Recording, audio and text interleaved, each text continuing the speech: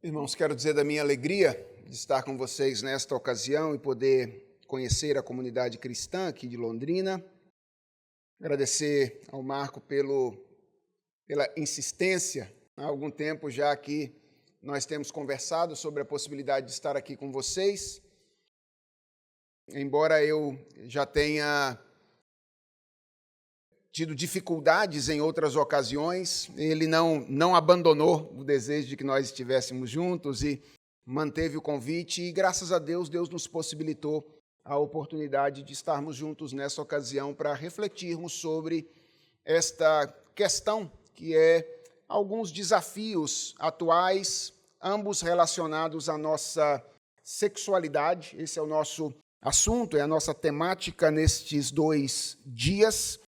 E eu espero que, de alguma forma, o nosso tempo seja rico para vocês, possa trazer a vocês reflexões que sejam importantes, significativas e ajudem vocês de 2 maneiras diferentes. Primeiro, meu objetivo é que vocês se aproximem do Senhor Jesus Cristo, aprendam a amar mais ao Senhor e a obedecê-lo em um tempo difícil como o nosso. Eu creio que esse é um objetivo primeiro desse tempo que nós vamos ter juntos aqui. E o segundo é que vocês se sintam mais bem preparados para oferecer respostas a pessoas que eventualmente questionam a ética sexual cristã, sobretudo no que diz respeito a questões como os diferentes papéis atribuídos por Deus ao homem e à mulher por ocasião da criação, e também pela maneira como nós temos compreendido esta questão da confusão em torno do gênero no mundo contemporâneo. Então, é basicamente isso que nós pretendemos fazer, mas hoje, de maneira mais específica, nós teremos uma conversa mais introdutória que me parece ser importante para a gente compreender a natureza da nossa conversa, por que ela é importante, e qual é, sobretudo, o lugar que uma mente cristã possui na maneira como nós servimos ao Senhor. Esse é o nosso objetivo hoje. Eu me lembro que quando recebi do Marco uma primeira proposta de tema, o tema original que ele me mandou foi "Não vos conformeis". Lembra disso, Marco? Ele mandou para mim, dizendo, olha, eu gostaria que você falasse sobre esse tema. Depois eu acabei revirando os temas de cabeça para baixo e nós chegamos nesse Fé Cristã e Desafios Contemporâneos. Mas, até para, de certa forma,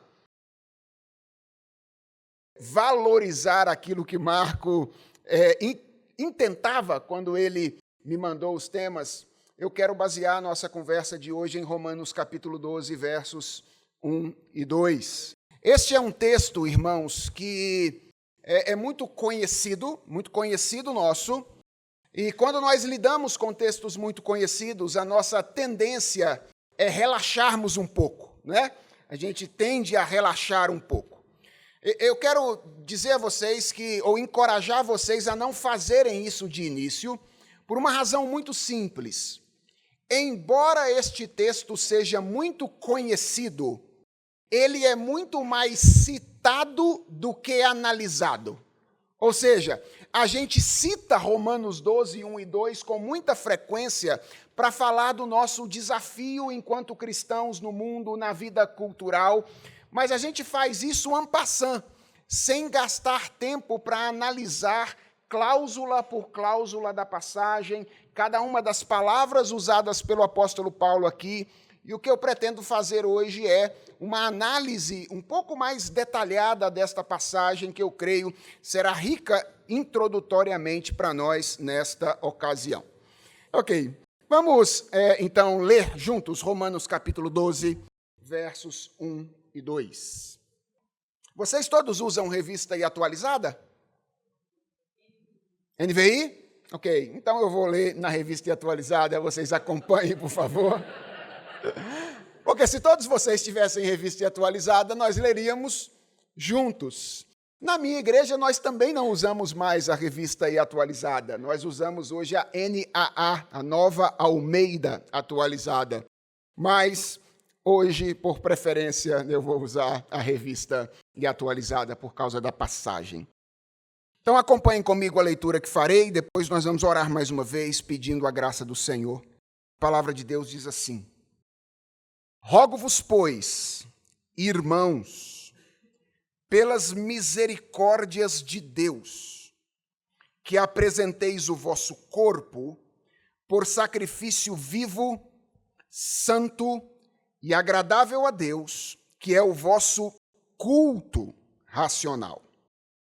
E não vos conformeis com este século, mas transformai-vos pela renovação da vossa mente, para que experimenteis qual seja a boa, agradável e perfeita vontade de Deus. Vamos orar? Senhor, nós estamos diante da Tua palavra nesse momento. Palavra que é viva e eficaz. Nós somos o Teu povo, somos a habitação do Teu Espírito Santo e nós reconhecemos que apenas o Senhor, por meio da Tua palavra e do Teu Espírito, pode mudar o nosso coração. Por isso nós queremos Te pedir, ó Deus, por esse momento de exposição da Tua palavra. Nós queremos ouvir a Tua palavra como a Tua palavra.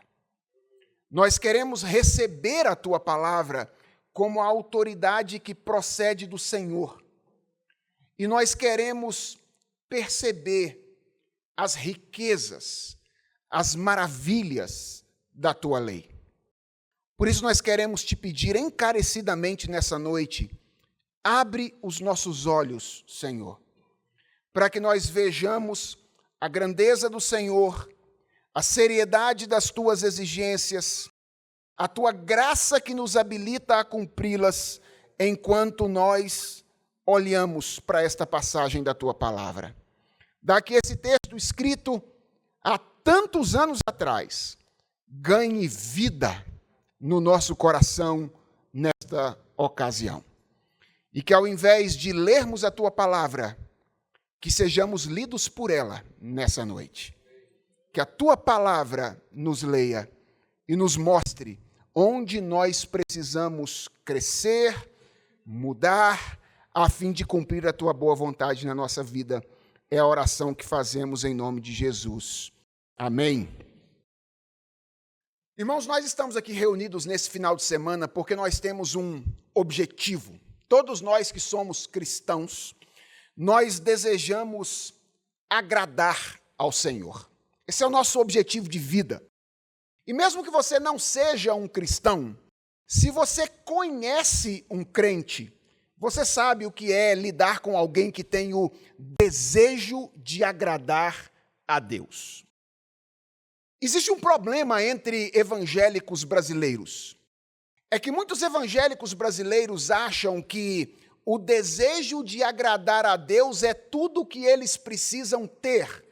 Porque se eles tiverem o desejo de agradar a Deus, então eles inevitavelmente farão isso, independentemente daquilo que eles fizerem. Essa é uma perspectiva muito subjetivista da vida cristã. E ela reina no Brasil. Muitas pessoas que acham que as intenções do coração são suficientes para justificar ou para legitimar todo o nosso tipo de prática e de vida. Eu quero começar a nossa conversa nessa noite e nessa pequena conferência dizendo que, embora o desejo de agradar a Deus seja muito importante, o desejo de agradar a Deus não é tudo. Tão importante quanto o desejo de agradar a Deus é saber como Deus deseja ser agradado. Tão importante quanto desejar agradar a Deus é saber como Deus deseja ser agradado. Por uma razão muito simples. Uma coisa deve necessariamente acompanhar a outra. Deixe eu tentar ilustrar isso para você. Eu, agora há pouco, conversei aqui com o Flávio. Cadê o Flávio? Onde é que está? Está lá atrás o Flávio. Estava batendo papo com o Flávio, que foi alguém que eu conheci. Flávio, você veio se apresentar, vai ser usado para ilustração. Desculpa, viu? Então, imagine que o Flávio, depois daquela conversa comigo ali, ele tenha ido com a minha cara. E então, desejando me agradar, ele resolva me convidar para ir jantar na casa dele hoje. É assim que o preletor ganha um jantar. Vocês não entenderam? Ok. Imagina que ele me convide para ir jantar na casa dele. E aí, enquanto ele está voltando para casa e eu estou lá no carro atrás com o Marco, que foi convidado por tabela para ir junto, aí então, de repente, a esposa dele olha para ele e diz assim: olha, eu acho que eu vou fazer frango com quiabo. É imbatível. Absolutamente ninguém faz frango com quiabo como eu faço. E tem lá em casa um franguinho, tem um quiabinho lá, eu tenho certeza que vai dar tempo e o pastor vai gostar. Aí então alguém que está no carro lá, talvez um filho, uma filha do Flávio, olha para a mãe assim com a cara meio torta e diz: frango com quiabo? Vocês não viram lá que o pastor é mineiro? Ele falou para o pai lá que ele é de Governador Valadares. Esse pastor já cansou de comer frango com quiabo. Faz aquele risoto de família. Ele nunca comeu aquele risoto. Eu tenho certeza que ele vai sair daqui e nunca vai se esquecer da gente. Então, o outro filho do Flávio que está lá no carro interrompe antes da menina terminar de dizer, com cara de poucos amigos, diz: ah, não, risoto, eu faria uma moqueca de camarão. Todo paulistano, todo mundo que mora em São Paulo que eu conheço, é doido para comer frutos do mar. Quando ele sai de São Paulo, é a única coisa que ele vê pela frente. Deixa eu dizer uma coisa a vocês. O Flávio, ele poderia estar morrendo de vontade de me agradar. Mas se ele ouvisse a qualquer um dos familiares dele nessa noite, ele teria muita dificuldade de fazer isso. Primeiro, porque eu não gosto de frango ensopado. Certo? Não gosto de frango ensopado. Se eu sou mineiro, mas eu não gosto de frango ensopado. Segundo, porque eu tenho alergia a frutos do mar. Eu não posso comer frutos do mar. E em terceiro lugar, porque definitivamente arroz não é uma coisa que foi para mim criada para ser comido molhado. Ok? Então, ele poderia ter todo o desejo de me agradar, mas ele teria muita dificuldade se ele desse atenção aos seus familiares nessa noite. Veja, eu sei que eu sou chato, tá? Isso tá muito claro para mim. Eu sei que comer, para mim, não é um negócio muito simples. Mas isso à parte, o que eu quero que vocês peguem é o princípio. É que se nós queremos agradar alguém, o critério principal não é o que nós sabemos fazer de melhor. O critério principal não é aquilo que vai ser novidade para ele. E o critério principal não é o que diz a nossa experiência a respeito daquilo que nós já experimentamos na vida. O critério principal é o que ele gosta. O critério principal é o que ele quer. E o meu ponto com vocês é que na vida cristã a coisa funciona do mesmo jeito. O desejo de agradar a Deus é certamente algo muito importante, mas, irmãos, ele precisa estar acompanhado do entendimento daquilo que Deus deseja, daquilo que Deus quer, ou daquilo que Deus espera dos seus filhos. E o meu objetivo hoje é exatamente ajudar vocês a responder a essa pergunta quanto à nossa vida diante dele. O que é que Deus quer? O que é que Deus deseja? O que é que Ele espera de nós enquanto filhos dele vivendo nesse mundo? Romanos capítulo 12, versos 1 e 2, é um texto excelente para nós começarmos a pensar a respeito disso, porque ele é uma espécie de síntese, ele é uma espécie de resumo daquilo que Deus espera de nós. Você sabe que quem escreveu a carta aos Romanos foi o apóstolo Paulo, e se você já leu alguma das cartas do apóstolo Paulo, você também já sabe que Paulo tinha um jeitão todo especial de escrever. Ele geralmente escrevia as suas cartas dividindo-as em duas grandes partes. Uma parte um pouco mais teórica, um pouco mais teológica, na qual ele apresentava o seu ensino. E uma segunda parte depois mais relacional, mais aplicativa, na qual ele aplicava o ensino que havia sido ensinado na primeira parte da carta. As cartas de Paulo são majoritariamente assim. A carta aos Efésios é assim, a carta aos Colossenses é assim, e essa carta aos Romanos também é assim. Ela tem uma primeira parte cuja ênfase é doutrinária, ou seja, Paulo quer ensinar algumas verdades aos seus leitores, e ela tem a segunda parte, que é uma parte de ênfase mais prática, na qual ele deseja aplicar o seu ensino. E Romanos 12 é exatamente a dobradiça entre essas duas partes da carta de Paulo aos Romanos. Ou seja, nos 11 primeiros capítulos, Paulo está ensinando o evangelho aos crentes de Roma. Essa carta é tão evangélica que Lutero a chamou de o evangelho do apóstolo Paulo. Tal é a ênfase que o apóstolo Paulo dá no evangelho nos 11 primeiros capítulos da carta.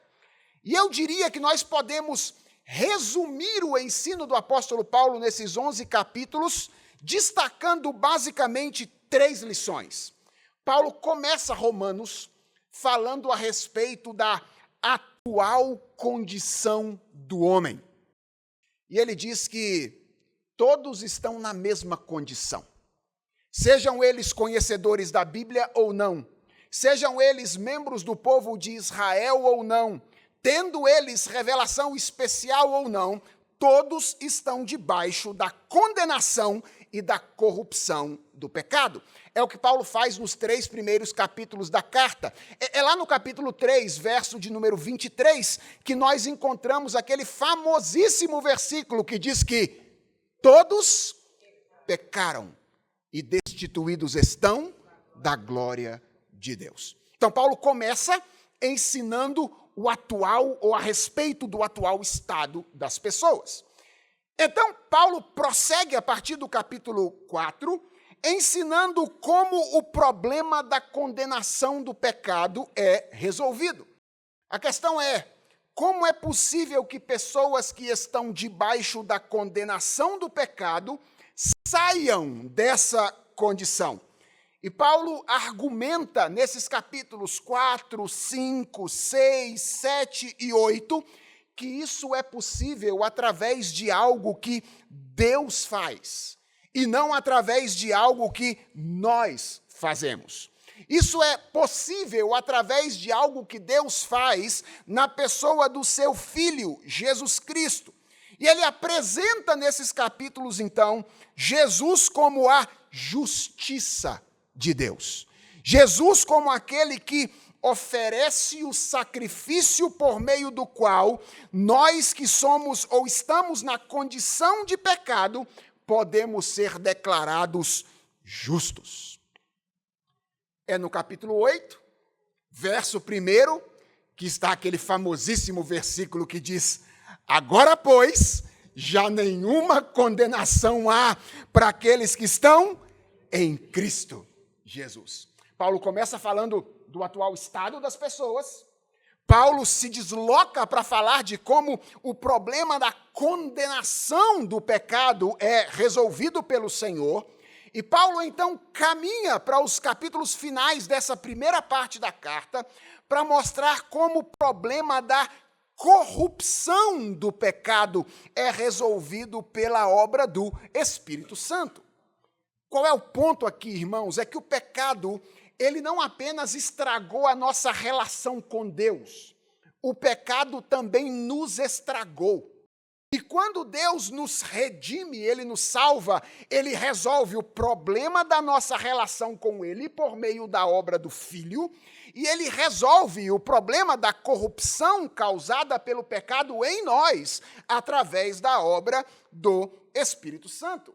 A nossa vontade, que foi tomada e direcionada para uma direção oposta à vontade de Deus, agora é redirecionada à amizade com Ele por meio da obra do Espírito Santo. Ele faz morada em nós pelo seu Espírito e Ele redireciona, conforma a nossa vontade a dele, para que vivamos de maneira adequada a esta vontade. É nesses capítulos, ainda no capítulo 8, que nós lemos que os que estão na carne não podem agradar a Deus. Mas veja o que Paulo diz a respeito dos leitores da carta. Vós, porém, não estáis na carne, mas no Espírito. Essa já não é mais a condição de vocês. Agora vocês vivem no Espírito Santo de Deus, se de fato, diz ele, o Espírito habita em vós. Então, Paulo usa 11 capítulos nessa carta com a finalidade de apresentar o Evangelho. E ele termina, no final do capítulo 11, com um cântico de adoração a Deus. E não é muito difícil perceber que Paulo está terminando uma parte da carta aí por causa da última palavra do capítulo 11. Qual é a última palavra do capítulo 11? Amém. Está muito claro que Paulo está terminando alguma coisa aí, porque nós sabemos que a palavra amém é a palavra que nós utilizamos para encerrar um discurso. E os 2 versos, então, que nós lemos, irmãos, eles são o início da próxima sessão, que é a sessão de ênfase prática do apóstolo Paulo. O ponto é, o que Paulo vai fazer nos capítulos 12, 13, 14, 15 e 16 da carta aos Romanos? Ele vai aplicar esse ensino que ele acabou de ensinar nos 11 primeiros capítulos à vida dos seus leitores, mostrando como é que eles deveriam viver à luz do que eles haviam acabado de aprender. E o meu ponto é que, na retórica de Paulo, nesses capítulos, ele usa um caminho dedutivo. Ou seja, ele apresenta um princípio geral, nos versos 1 e 2 de Romanos 12, e então ele vai detalhando esse princípio geral nos versos seguintes até o final do capítulo 16. De modo que nós temos aqui, nos versos 1 e 2, a cápsula completa, mas ainda sintetizada. Paulo vai destrinchar a vontade de Deus nos capítulos seguintes. Mas nesses 2 versos, ele junta aqui, faz um resumo, uma síntese de qual é o desejo de Deus para aqueles que são os seus filhos. Eu gostaria que você depois tirasse algum tempo para ler toda essa sessão. Pega de hoje até domingo, e leia os capítulos 12 até 16 da carta aos Romanos, e você vai ter uma ideia mais detalhada de qual é a vontade de Deus para nós. Mas hoje nós vamos tentar encontrar algumas lições importantes que nós podemos extrair desses 2 versos sintéticos da palavra do Senhor. E ao contrário do que costuma fazer um pastor presbiteriano, ao invés de 3 lições, eu vou extrair 4. Então, não é verdade que pastor presbiteriano só sabe olhar para as coisas trinitariamente, ok? ou triadicamente. Às vezes, ele olha para as coisas com categorias um pouco mais amplas também. Então, 4 lições que eu gostaria que você guardasse na mente e no coração a respeito da vontade de Deus para nós.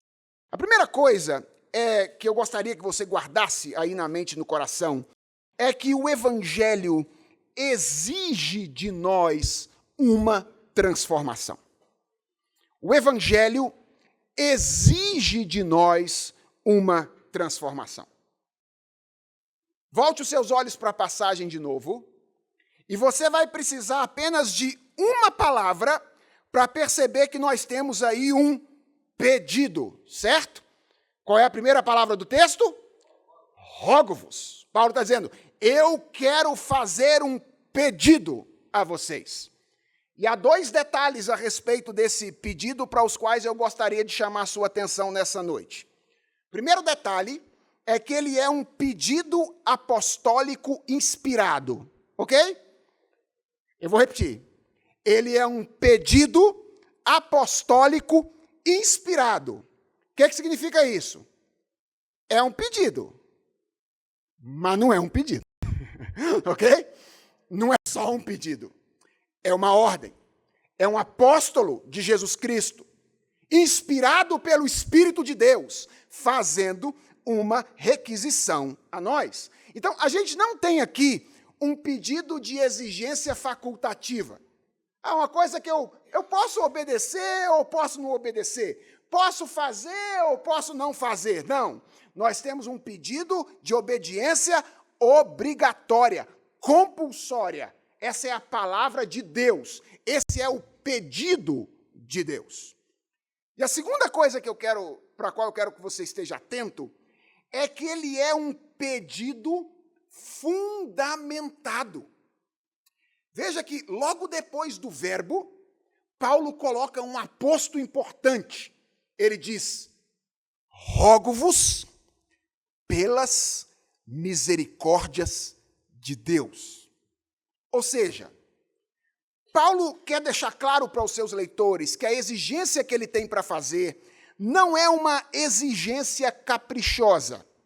Sabe, uma exigência de alguém que acordou de manhã e falou assim, estou com vontade de pedir alguma coisa para aquela igreja, eu acho que eu vou escrever esse pedido para eles. Não. Paulo diz, rogo-vos, e eu tenho uma razão muito clara para fazer esse pedido. Eu tenho um fundamento muito claro para fazer esse pedido a vocês. E qual é o fundamento? O fundamento é as misericórdias de Deus. A pergunta é, que misericórdias? Olha para o contexto, para os 11 primeiros capítulos da carta aos Romanos. Vocês estavam naquela condição, perdidos. Mas o Filho de Deus morreu por vocês e agora vocês são considerados justos. O Espírito Santo de Deus habita em vocês e agora a corrupção do pecado está sendo eliminada de vocês na medida em que vocês são santificados pelo Espírito Santo. Essas são as misericórdias de Deus. A morte de Jesus Cristo na cruz do Calvário, a dádiva do Espírito Santo em nosso coração. Paulo está dizendo, eu quero fazer um pedido a vocês, baseado no fato de que as misericórdias de Deus já se manifestou em favor de vocês. O que nós temos aqui, irmãos, é uma exigência fundamentada na consciência do impacto do Evangelho. Ou seja, Paulo entendia, e nós também precisamos entender que o Evangelho implica uma transformação. Quando alguém é alcançado pelo Evangelho, quando as misericórdias de Deus se manifestam em favor de alguém, e ele recebe a justiça de Cristo, ele se torna habitação do Espírito Santo, algo precisa acontecer com ele. E, irmãos, isso aqui é muito sério. Se alguém diz que foi alcançado pelo Evangelho, mas ele permanece sendo o que sempre foi, algo está errado. Ou com ele, ou com o evangelho que ele recebeu. Porque o evangelho exige uma transformação. Essa é a primeira coisa que eu creio o apóstolo Paulo nos ensina de maneira muito clara nesta passagem. Mas há uma segunda coisa que eu gostaria que você guardasse na mente e no coração. É que a transformação exigida pelo evangelho deve atingir a nossa vida prática. Essa é a segunda verdade. A transformação que o evangelho exige precisa atingir a nossa vida prática. Qual é a exigência que o apóstolo Paulo faz nesta passagem? A exigência é que apresenteis o vosso corpo como um sacrifício vivo, santo e agradável a Deus, que é o vosso culto racional. Irmãos, obviamente nós temos aqui uma figura, né? Obviamente que a gente tem uma figura aqui. Deus nunca se agradou de sacrifícios humanos. Deus jamais exigiu esse tipo de sacrifício dos seus filhos. E se ele não fez isso antes do sacrifício de Jesus Cristo, ele jamais faria isso depois do sacrifício do seu filho Jesus Cristo. Então, é claro que essa é uma ilustração, essa é uma imagem. Paulo está usando uma figura aqui. E a figura é belíssima. Qual é o pano de fundo dessa figura? Obviamente é o Antigo Testamento. É o cenário litúrgico do período do Antigo Testamento que incluía a realização de sacrifícios de animais. Como é que os adoradores no Antigo Testamento adoravam a Deus? Eles adoravam por meio de sacrifícios que apontavam ou prefiguravam o sacrifício de Jesus Cristo. Paulo, então, toma esse cenário e ele relaciona esse cenário à implicação do evangelho na nossa vida, estabelecendo ao mesmo tempo uma relação de aproximação e distanciamento desses dois momentos. É como se Paulo estivesse dizendo mais ou menos o seguinte: durante muito tempo, as pessoas serviram a Deus através de sacrifícios. E nós não devemos imaginar que será diferente conosco. Parece estranho, né? Mas é isso que Paulo está dizendo aqui. Agora, mesmo depois da vinda de Jesus Cristo, nós devemos continuar fazendo isso. Continuar sacrificando. Essa é a aproximação, certo? Agora veja o distanciamento. Só que o sacrifício que a gente apresenta agora é um sacrifício diferente. Não é igual o sacrifício do Antigo Testamento, é um sacrifício distinto. Por quê? Em primeiro lugar, não é algo que nós trazemos, certo? Quando o adorador do Antigo Testamento vinha para o templo para adorar a Deus, ele tinha que trazer alguma coisa que seria sacrificada no lugar dele. Agora Paulo diz, não é alguma coisa que você traz, é você mesmo. Ou seja, você é o sacrifício. Não é algo que você vai entregar, é você que será entregue como sacrifício a Deus. No Antigo Testamento, quando as pessoas apresentavam o sacrifício era imolado. Ou seja, o animal era morto. Paulo diz, o sacrifício que vocês apresentam agora não é um sacrifício morto. O sacrifício que vocês apresentam é um sacrifício vivo. Não é estático. É um sacrifício dinâmico. E o sacrifício que vocês vão apresentar agora é um sacrifício santo, no sentido de que ele é singular em relação a todos os sacrifícios que anteriormente eram apresentados. E este sim, diz o apóstolo Paulo, é um sacrifício agradável a Deus, no sentido de que é o sacrifício do qual verdadeiramente Deus se agrada. Irmãos, eu sei que no contexto da cultura evangélica brasileira, pode parecer muito estranho falar do serviço que nós prestamos a Deus em termos de sacrifício. E eu quero dizer para vocês que quando eu estava lendo essa passagem, foi estranho para mim também. Sabe por quê? Porque hoje em dia, quando a gente fala em termos de sacrifício, o que vem à nossa mente é um esforço humano que geralmente envolve algum tipo de privação ou algum tipo de sofrimento voluntário que tem o propósito de conquistar o favor de Deus. Não é isso? Quando a gente fala, eu tenho que oferecer um sacrifício, aí a gente pensa sempre em alguma coisa que eu vou fazer, que vai me custar alguma coisa, e por meio do qual eu desejo atrair a vontade ou o favor de Deus na minha direção. A questão é que, em primeiro lugar, esse uso da palavra contemporâneo, ele não é etimologicamente necessário, ok? Sacrifício é uma palavra de origem latina que significa simplesmente tornar sagrado.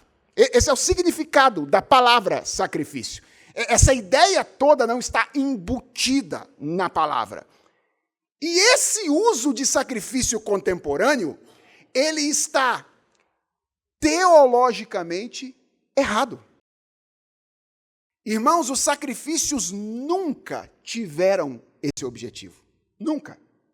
O favor divino nunca pode ser conquistado por nenhum pecador. Os sacrifícios, lá no período do Antigo Testamento, eles sempre foram proclamações dramáticas do que Deus haveria de fazer, no caso dos sacrifícios de animais, ou então uma oferta de gratidão por aquilo que Deus já havia feito, no caso dos primeiros frutos da colheita. Os sacrifícios tinham esse duplo objetivo, ou prefigurar o que Deus faria, ou reconhecer aquilo que Deus já havia feito.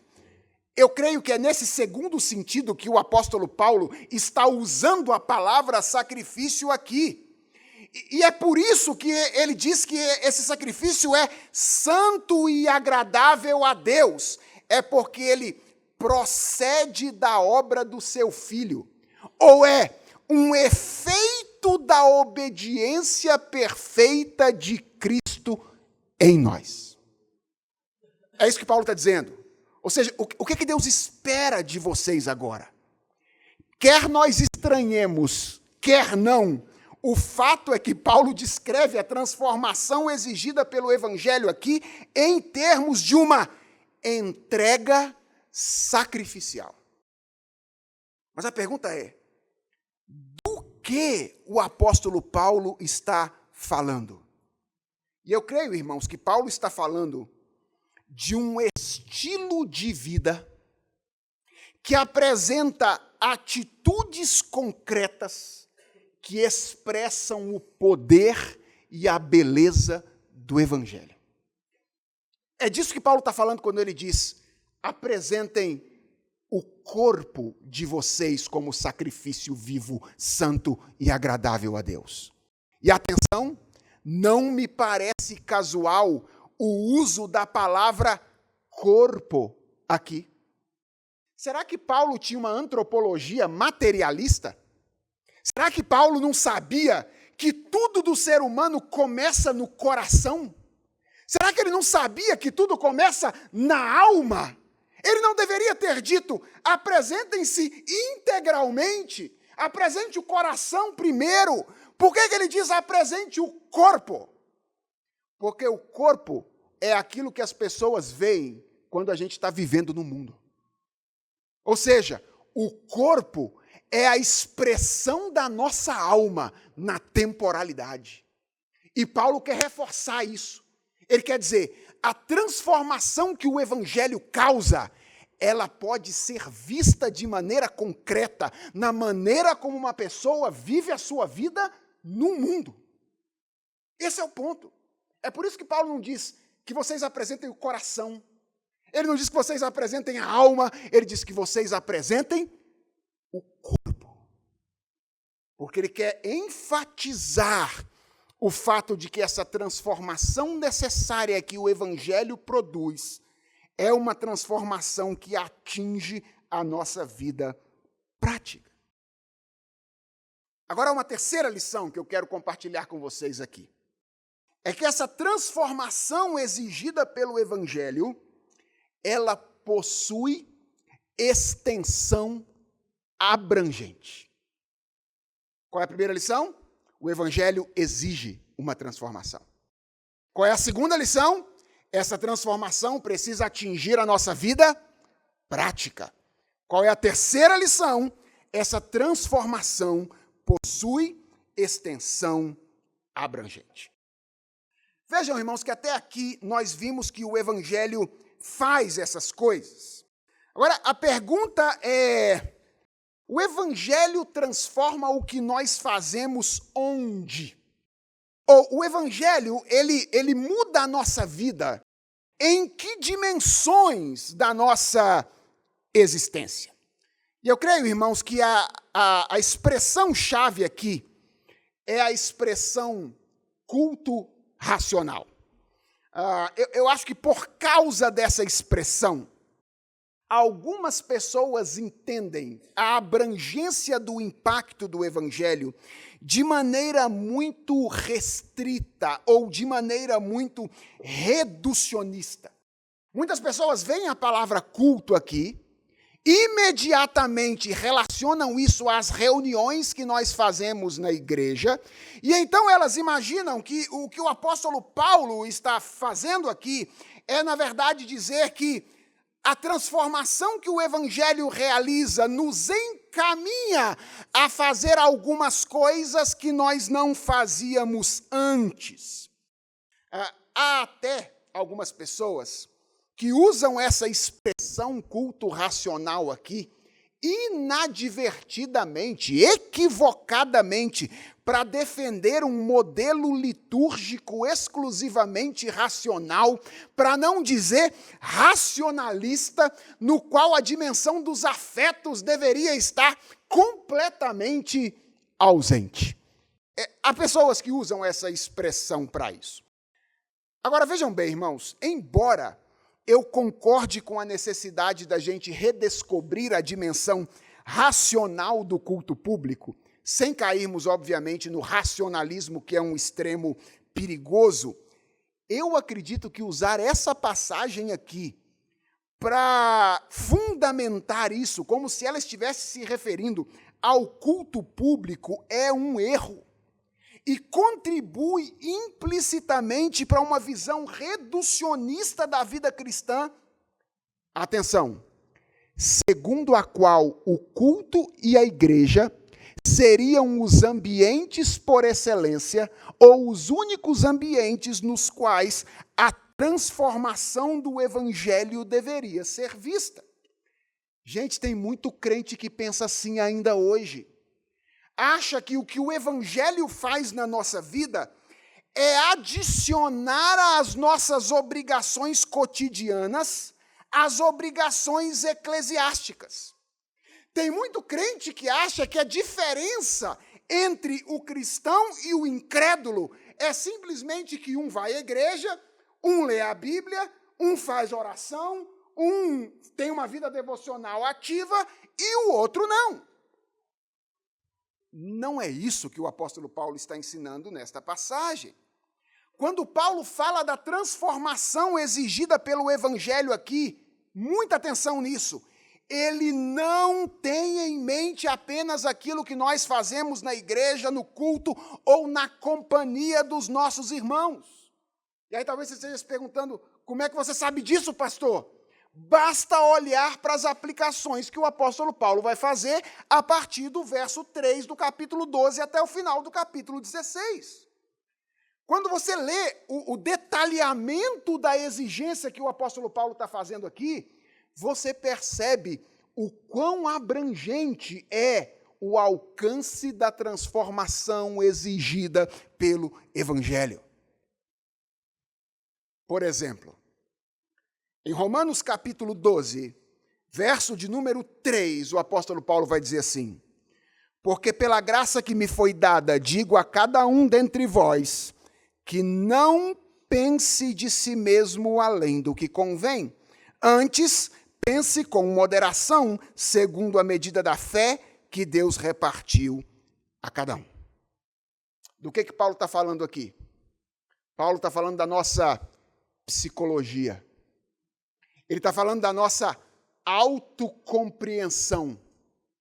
E o que ele está dizendo é que o Evangelho causa uma mudança na maneira como você se autocompreende. Lembra do que Paulo tinha dito em Romanos 1, quando ele fala dos efeitos da queda? Ele diz que o pecado causa confusão a respeito do nosso entendimento sobre nós mesmos.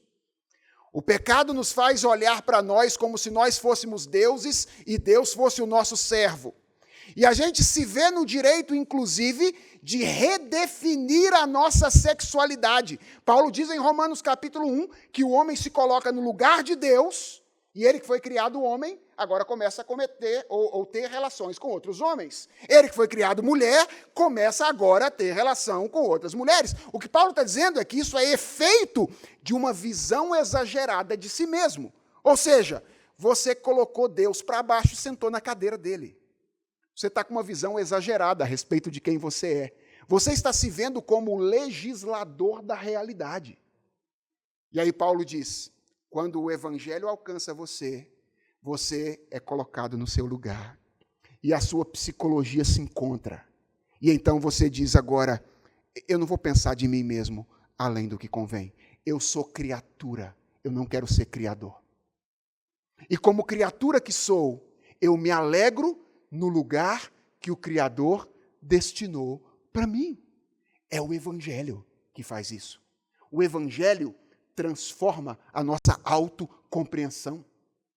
Muda aquilo que às vezes a gente acha que é incapaz, impossível de ser mudado. A maneira como um indivíduo se vê. A maneira como ele se compreende. Veja, nos versos 4 a 6, Paulo continua, porque assim como num só corpo temos muitos membros, mas nem todos os membros têm a mesma função, assim também nós, conquanto muitos, somos um só corpo em Cristo e membros uns dos outros, tendo, porém, diferentes dons, segundo a graça que nos foi dada. Se profecia, seja segundo a proporção da fé. Se ministério, dediquemo-nos ao ministério. Ou que ensina, esmere-se no fazê-lo. Ou que exorta, faça-o com dedicação. O que contribui com liberalidade. O que preside com diligência. Quem exerce misericórdia com alegria. Do que Paulo está falando aqui, irmãos? Paulo está falando da relação que nós estabelecemos com os nossos irmãos. E como nós abandonamos o lugar de sermos servidos por eles para nos tornarmos instrumentos de serviço deles. O Evangelho transforma as nossas relações sociais, transforma a nossa psicologia, transforma as nossas relações com os nossos amigos. Olha o que diz o verso 14. Abençoai os que vos perseguem, abençoai, não amaldiçoeis. O Evangelho não transforma só a nossa relação com os nossos amigos, diz Paulo. O Evangelho transforma as nossas relações com os nossos inimigos, com as pessoas que agem de maneira hostil contra nós. E Paulo vai continuar, e ele vai chegar no capítulo 13, no qual ele vai dizer assim, todo homem esteja sujeito às autoridades superiores. Agora ele começou a falar de política. Meu Deus, ele começou a falar de política. Por quê? Porque o Evangelho transforma tudo. Transforma a psicologia, transforma vida social, transforma a relação com os inimigos, transforma a maneira como nós nos relacionamos com aqueles que governam sobre nós. Ou seja, quando o Evangelho entra na vida de alguém, e transforma a vida de alguém. As transformações que ele realiza não se restringem a dimensões particulares da existência, deixando outras intocadas sob a autonomia do sujeito humano. Não. O Evangelho requer tudo ou nada. Tudo ou nada. Ele entra para mudar radicalmente a maneira como nós nos relacionamos em todas as dimensões da nossa existência. Isso mostra, irmãos, que no entendimento bíblico, eu quero que você entenda isso. Isso é essencial para o que a gente vai fazer amanhã. De acordo com o entendimento bíblico, ser um cristão envolve muito mais do que ser um membro de igreja, envolve muito mais do que participar de um conjunto de reuniões, envolve muito mais do que fazer algumas coisas na companhia de outras pessoas que creem como você. O meu ponto não é dizer que essas coisas não sejam importantes, elas são, mas não são tudo. Ser cristão tem a ver com as decisões que nós tomamos no nosso dia a dia. Ser cristão tem a ver com aquilo que nós fazemos, com a maneira como nós vivemos em cada dimensão da nossa existência. Tem a ver com ser um marido diferente. Ser cristão tem a ver com ser uma esposa diferente. Ser cristão tem a ver com ser um pai diferente, um filho diferente, um empregado diferente, um cidadão diferente, um patrão diferente, um eleitor diferente, um artista diferente, um esportista diferente e qualquer outra coisa que você possa pensar. Por quê? Porque o Evangelho exige uma transformação que possui extensão abrangente. Agora chegamos à última lição da noite. O Evangelho exige uma transformação que toca a nossa vida prática em todas as dimensões da nossa existência. Finalmente, Paulo deixa muito claro nessa passagem que a transformação exigida pelo Evangelho passa necessariamente por uma radical mudança na nossa maneira de pensar. Essa é a última lição que está clara aqui em Romanos 12, 1 e 2. A transformação exigida pelo Evangelho passa necessariamente por uma mudança radical na nossa maneira de pensar. Até aqui nós analisamos o verso 1, certo? E aprendemos até aqui que quando a gente é atingido pelo Evangelho, uma transformação prática que envolve a nossa vida toda precisa acontecer. Agora, no verso 2, Paulo vai nos ensinar uma condição para que isso aconteça. Ou seja, para que a gente veja isso acontecer, tem algo que a gente precisa fazer antes. E eu creio que o segredo para entender o verso 2, o lugar desse verso nessa passagem, é entender uma expressão muito mal compreendida no meio evangélico brasileiro. Qual é a expressão? É a expressão boa, perfeita e agradável vontade de Deus. Essa é uma expressão muito mal entendida. Por quê? Porque na maioria das vezes, quando a gente lê Romanos capítulo 12, verso 2, nós interpretamos essa expressão como se essa expressão se referisse a um mistério, ou seja, uma espécie de vontade particular de Deus relacionada à nossa vida individual que está oculta, certo? Oculta. E que Deus vai revelando para a gente na medida em que a gente vai sendo obediente. Ou seja, Deus tem uma vontadezinha escondida, guardada para nós individualmente lá.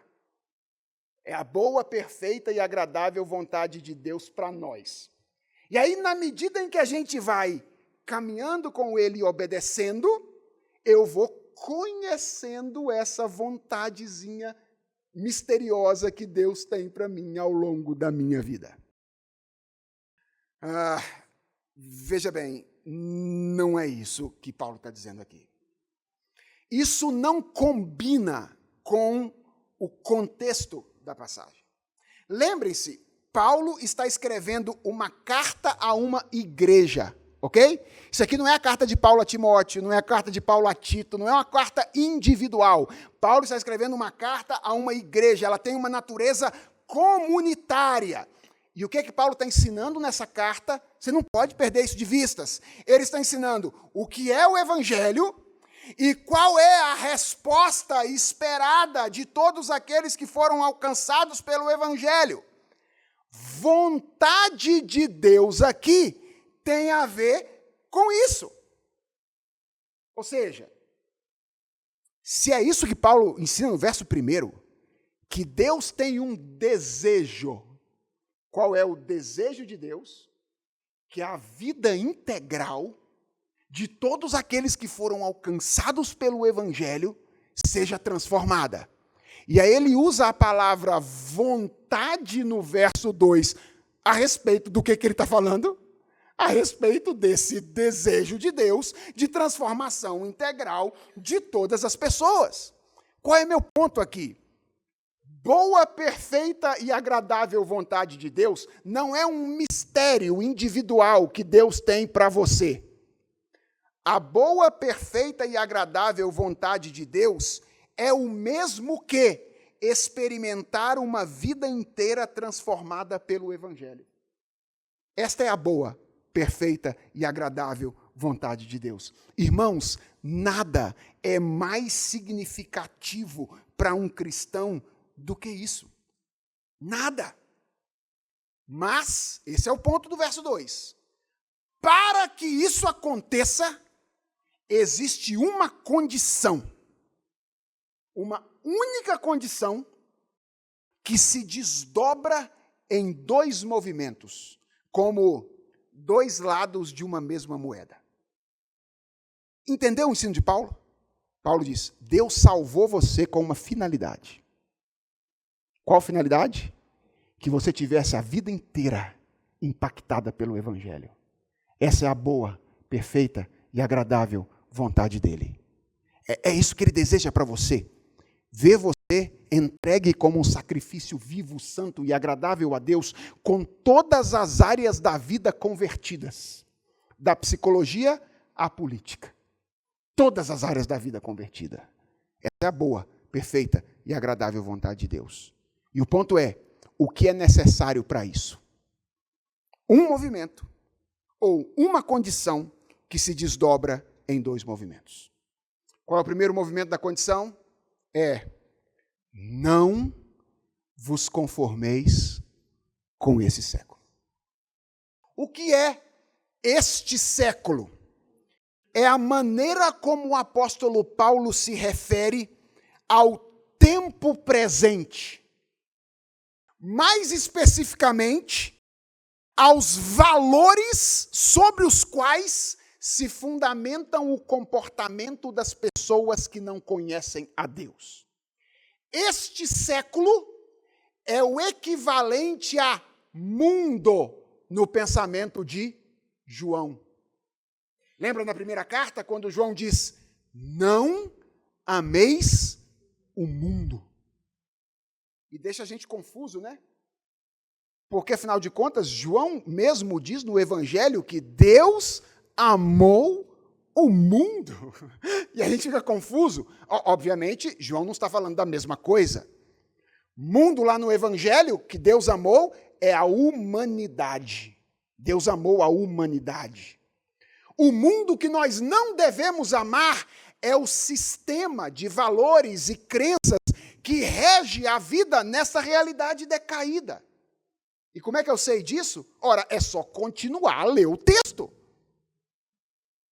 Porque João diz, ora, tudo que há no mundo passa, bem como a sua concupiscência. E quais são as características que João dá desse mundo lá?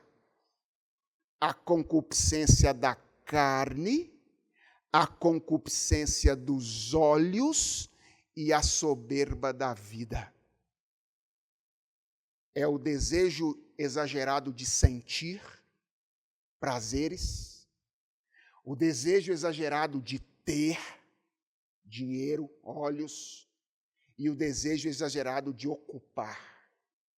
É ser, ter e sentir. Essa é a regra dessa mentalidade mundana no meio da qual nós vivemos. E o apóstolo Paulo está dizendo, você quer experimentar a boa, perfeita e agradável vontade de Deus, essa transformação completa? A primeira coisa que você tem que fazer é não se permitir amoldar por este mundo ou por este século. A palavra amoldar aqui ou conformar aqui é muito interessante. Ela é a palavra grega de onde vem a nossa palavra esquema. Ou seja, Paulo está dizendo, não entre no esquema. É isso que Paulo está dizendo. Quer experimentar a boa, perfeita e agradável vontade de Deus? Tem um esquema ao seu lado. São vozes que dizem, este é o caminho da boa vida. Este é o caminho da realização. Paulo diz, tape os ouvidos para esta voz, ou essas vozes. Não se deixe levar por elas. Esse é o primeiro movimento. Não permitir ser amoldado por esses padrões. Mas esse é o movimento negativo, certo? Existe também o movimento positivo, o outro lado da moeda.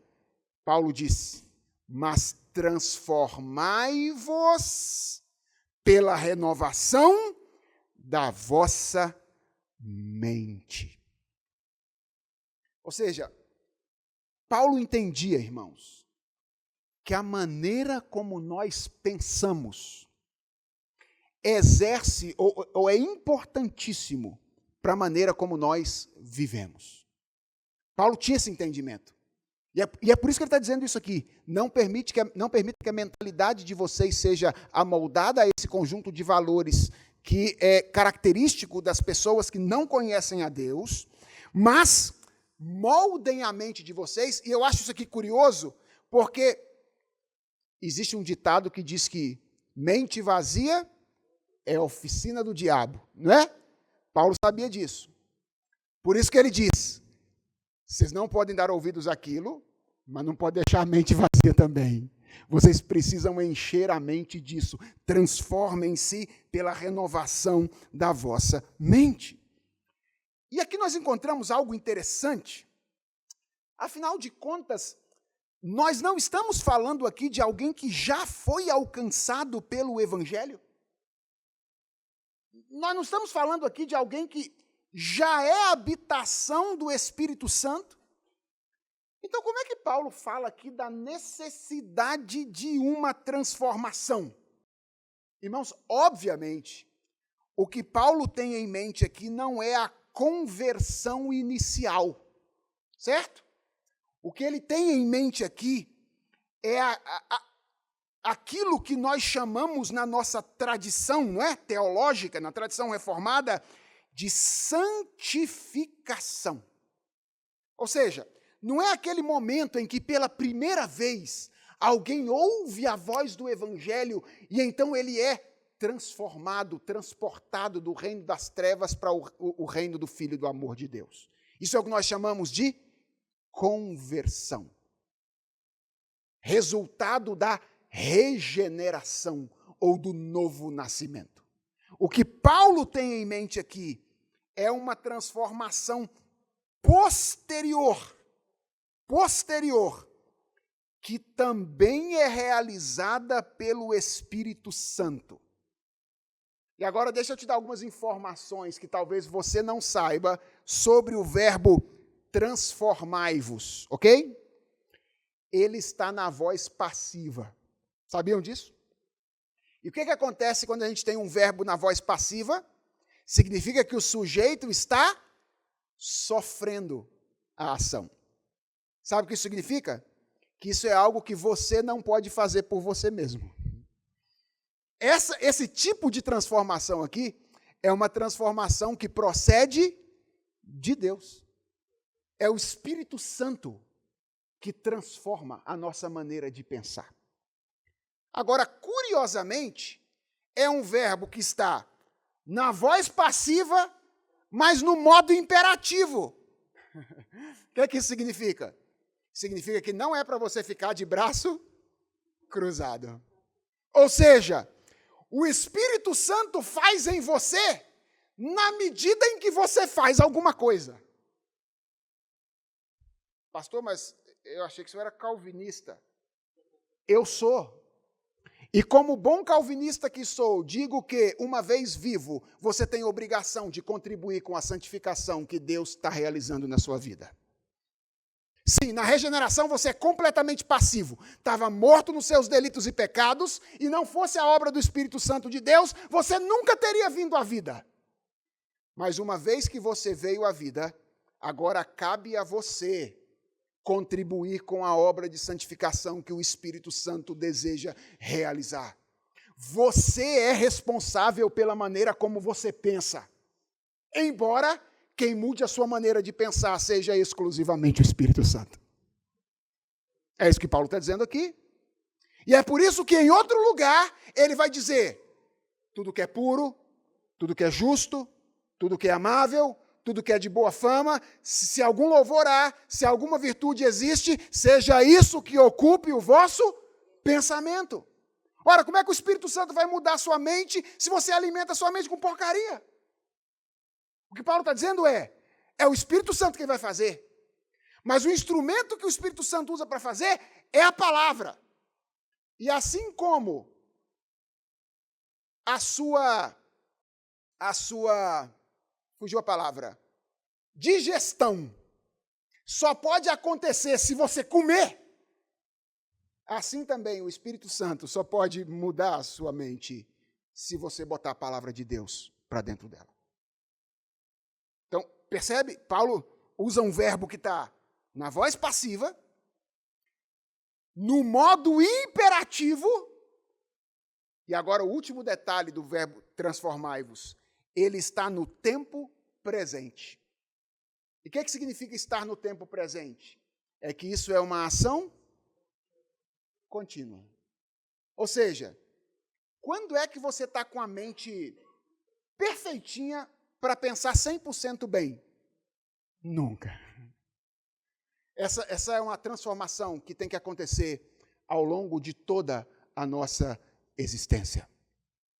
Ou seja, enquanto nós caminhamos com Deus, enquanto nós andamos com Jesus, nós precisamos ter a mente transformada pelo Espírito Santo com a finalidade de ver o mundo de maneira adequada, de acordo com os olhos de Deus, a fim de que a boa, perfeita e agradável vontade dele seja realizada na nossa existência. Então, isso é a santificação. É aquele processo por meio do qual os nossos amores, os nossos desejos, as nossas intenções, os nossos interesses, eles são dia a dia conformados à vontade do Senhor. A questão, irmãos, significativa para a qual eu quero chamar a nossa atenção aqui no final é que Paulo entendia que essa transformação completa inclui, de maneira muito significativa, o nosso entendimento. Transformai-vos pela renovação da vossa mente. Por que eu estou enfatizando isso? Porque há muitas pessoas nos nossos dias, muitos crentes, que defendem que a vida cristã é incompatível com a vida da mente. Muitos cristãos hoje em dia. Aliás, elas dizem o seguinte: se você quiser ser um bom cristão, então você precisa ser espiritual, não intelectual. Como se houvesse necessariamente uma disparidade entre ser espiritual e intelectual. O apóstolo Paulo está dizendo: você não conseguirá experimentar a boa, perfeita e agradável vontade de Deus se continuar pensando do mesmo jeito. Você precisa trabalhar nas categorias mentais com as quais você interpreta o mundo no qual você vive. Isso é cosmovisão. As categorias que você usa para interpretar a realidade precisam ser categorias bíblicas. Precisam ser categorias escriturísticas. Não é verdade que você precisa escolher entre ser espiritual ou intelectual. Vejam, eu não estou dizendo que vida cristã se resume à vida intelectual. Não se resume. Eu conheço pessoas que conhecem muito de Bíblia, sabem muito de teologia, mas que lamentavelmente não se tornaram melhores cristãos por causa da teologia que conhecem. Eu conheço gente assim. Conheço. Isso significa que nem sempre mudar a mente é uma garantia de tornar-se um cristão melhor. Mas o contrário também é verdade. Ninguém pode se tornar um cristão melhor sem que a mente seja tomada pelo Evangelho. O fato de ter pessoas que às vezes conhecem muito de Bíblia e de teologia, mas não são cristãos melhores, apenas diz que o intelecto não é tudo. Mas não diz que o intelecto não seja importante. Então, a vida intelectual é essencial por uma razão simples, com a qual eu termino, de certa forma, a nossa reflexão nessa noite. Eu não sei se você percebeu, mas o apóstolo Paulo está trabalhando aqui com 3 dimensões de existência diferentes que estão relacionadas na nossa vida cristã. Para quem gosta de filosofia, Paulo está trabalhando aqui com a dimensão ontológica, com a dimensão epistemológica e com a dimensão ética. E o argumento central do apóstolo Paulo é o seguinte: a ontologia precisa determinar a ética, certo? Aquilo que você é ou que você se tornou precisa determinar o que você faz. A ontologia precisa determinar a ética. Agora, o ponto de Paulo é: qual é a ponte entre ontologia e ética? É a epistemologia. Ou seja, para que o que você é se torne concreto naquilo que você faz, a sua mente precisa estar tomada pela palavra do Senhor. Por que eu estou dizendo tudo isso, irmãos? Porque amanhã nós vamos lidar com questões difíceis que se tornaram ou têm se tornado muito desafiadoras para nós que somos cristãos. A noção de masculinidade e de feminilidade do mundo contemporâneo e também a ideologia de gênero posteriormente. E eu creio que o nosso grande desafio para enfrentar o nosso grande esforço para enfrentar esses desafios que estão diante de nós passa exatamente por renovar as categorias através das quais nós interpretamos essas coisas no mundo. Em outras palavras, é que por causa da nossa presença nem sempre crítica no mundo, dos cursos de universidade para onde a gente vai, a nossa exposição à mídia, ao cinema, aos seriados de TV, às vezes desarmados, pouco a pouco, a nossa mentalidade vai sendo formada pelas categorias mundanas do mundo no qual nós vivemos. E o nosso grande desafio, se nós queremos enfrentar essas coisas que são desafiadoras para nós, é exatamente promover uma transformação nessas categorias através das quais nós enxergamos a realidade. Eu espero que isso fique mais claro amanhã, quando nós conversarmos sobre esses assuntos, se Deus quiser. Hoje, o que você aprendeu? Que se você é crente, o que Deus espera de você é uma vida inteira impactada pelo Evangelho, em cada dimensão da existência. E para que você experimente isso na sua vida, tem uma condição, que não é a única, mas é uma importante. Tem uma condição, você precisa pensar como crente. Você precisa pensar como crente. A sua mente não pode ser a mente do mundo. A sua mente precisa ser a mente de Cristo. Que Deus nos abençoe.